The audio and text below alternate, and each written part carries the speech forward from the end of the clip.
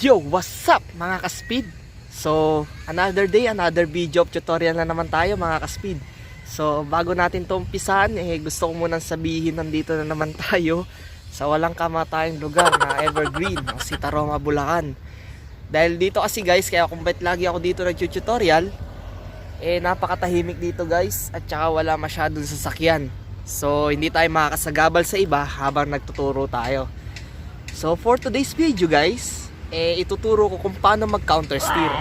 Ito ay napakahalaga sa pagmamaneho ng motor, kasi dito kapag ka nagka counter steer ka, hindi ka makakasagi ng iba o hindi mo masagi yung iba mong parte ng katawan habang sa pagliko mo. Okay, gets? Yung habang lumiliko ka, hindi mo masagi yung iba kasi may halong counter steer. So ibig sabihin bumubuelo ka guys. Sa madaling salita, may halong buwelo yung pagliko mo. So hindi ka maliliko sa alanganin. So helmet lang tayo guys, gear up lang. Then umpisa na natin tong video, pero ipasok muna natin ang intro in 3, 2, 1, intro muna.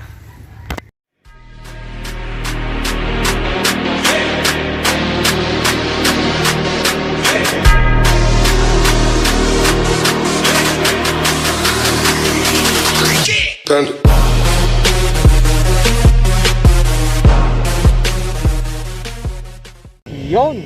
So ayun, naka-helmet na tayo na guys. So Ibo pa rin, shoutout Ibo, number 1. So 3 months ko na tong ginagamit guys. So sa 3 months na yun, marami na tayong masasabi sa kanya, kasi napakaganda talaga. So ito yung forma ng Ibo GSX 3000.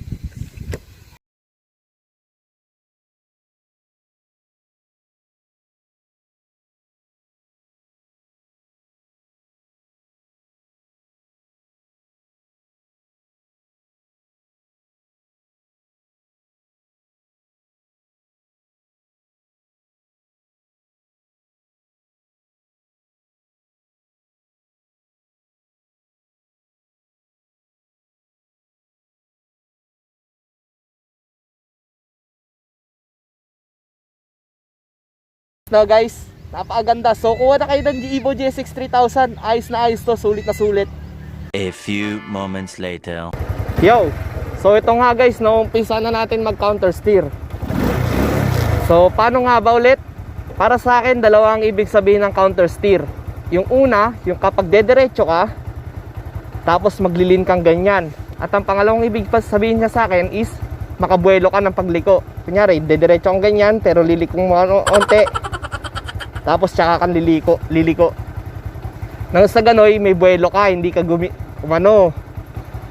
sumagi sa iba. So gawin natin actual. So ganito ang tamang pagliko guys sa motor. Diretso lang natin. Okay, ganito ang ginagawa kasi ng iba. Diba ganyan? Nakita nyo yung gilid ko? May tendency sumagi ako sa gilid ko. Guys, sa ginawa kong ganon. Kaya ang purpose ng counter steer, kahit lumiko kang ganyan, hindi ka sumagi o mayroon kang buwelong malaki. So yung unang liko natin kanina, walang halong counter steer yun. Kaya parang sasagi ako sa gilid ko, di ba? Pero kapag kami counter steer, ganito. Ito yung pagkakaiba nila. Ito yung pagdadrive na may halong counter steer. Pagliko. Liko ka muna rito, sabay tsaka ka gumanyan. Di ba? Guess nyo guys? Ang laki ng buwelo, di ba? Ang laki ng space sa gilid, hindi ko masasagi. Ang tamang way is liko ka munang onte, pakanan, pakaliwa, kung sakaling kakanan ka, tsaka kakumanan. A few moments later. Ganito ang counter steer, kunyari, kakanan ka. Kung kakanan ka, liko ka muna ng onte pakaliwa, tsaka mo kunin yung kanan. Gets?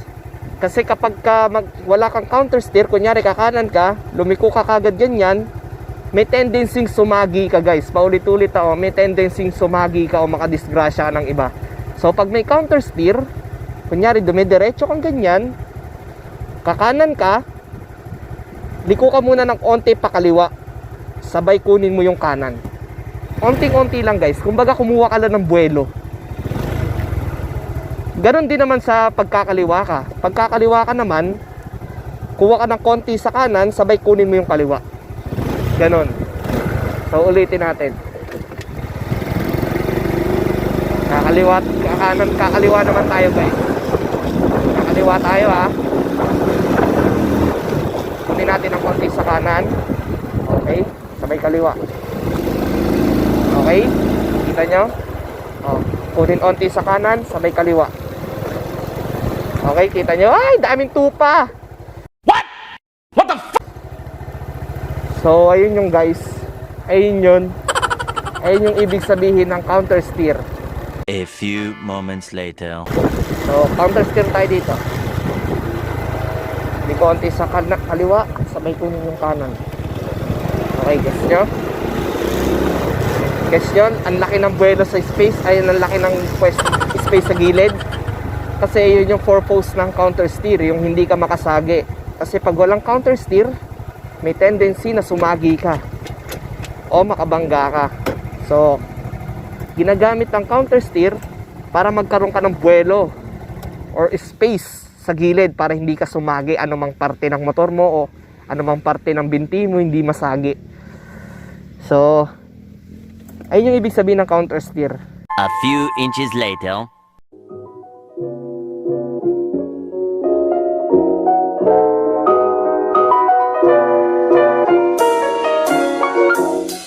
A few inches later.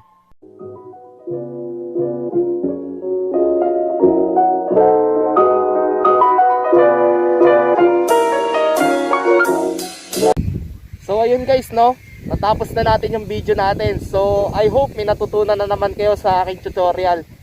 So nagpapasalamat ako sa mga sumusuporta, napakadami nyo sa comment section. So thank you talaga guys, at natutuwa kayo sa mga tutorial natin ginagawa. So tuloy-tuloy lang to, tuloy-tuloy lang tong video tutorial natin. So hindi lang tayo lagi nag-tutorial guys. So gagala din tayo, syempre magta-travel tayo. So ayun lang, sana nag-enjoy kayo, sana may natutunan kayo. Sobrang thank you. So hanggang dito na lang tong video na to. Short video lang guys to kasi basic lang naman ituro yung counter steer, tsaka madali lang siyang tandaan. So ayun lang, peace out guys. So kita-kits sa next video.